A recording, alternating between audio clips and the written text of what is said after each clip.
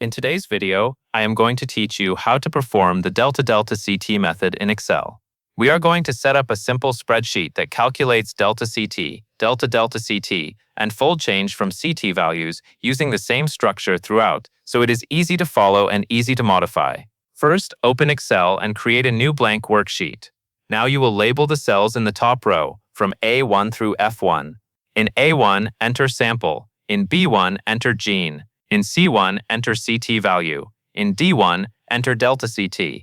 In E1, enter delta CT. And in F1, enter fold change. Take a moment to make sure these headers are spelled exactly and are placed across the row. This makes the calculations clearer later, especially when you look back at your results. Next, you will fill in the sample names in cells A2 through A5. Enter control in a 2, control in a 3, treated in a 4, and treated in a 5. This is the grouping we will use to compare the treated samples to the control samples.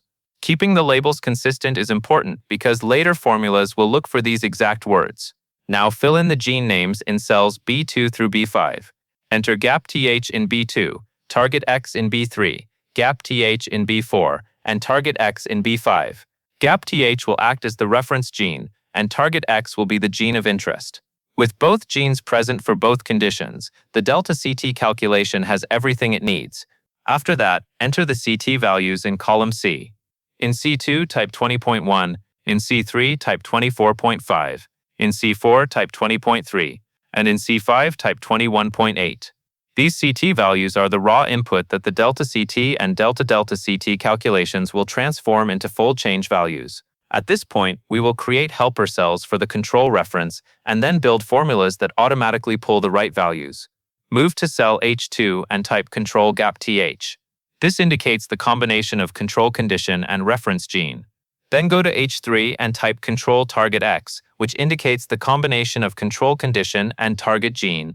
Now you will start calculating. In cell I2, type $C2. This assigns the CT value from the first row, which is the control gapTH CT value. If your CT values are listed exactly as in the earlier cells, C2 is the correct starting point for the control reference.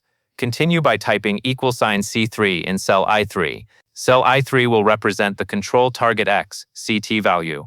This gives you both control CT values needed for the delta CT step, while keeping the spreadsheet easy to read. Now we calculate delta CT for the first data row and then reuse it in the formula pattern. In cell D2, type $C2 VLOOKUP A2 @twum tab $A2 spivthaf. This takes the CT value in C2 and subtracts the CT value for the matching reference gene based on the sample. The VLOOKUP part searches within the range $A$2 $C$5 and pulls the appropriate CT value based on the sample label in A2. The falsel at the end forces an exact match, which is important for correct results. Next, calculate delta CT in column E for the first row. In cell E2, type $D2 VLOOKUP control $A$2 $D$5 FLLs. This formula uses the delta CT you just computed in D2 and subtracts the control delta CT value from the delta CT column.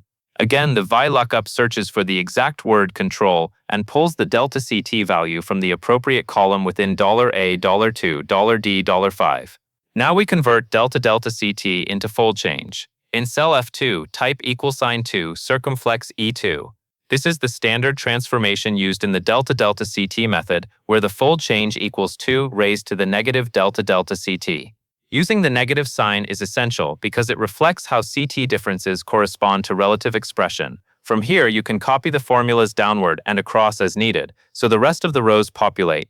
The structure you have created already supports that because each formula is written to reference the correct row inputs and lookups. Once everything is filled in, you will have fold change values in column F for each sample and gene combination, and that covers everything you need to know.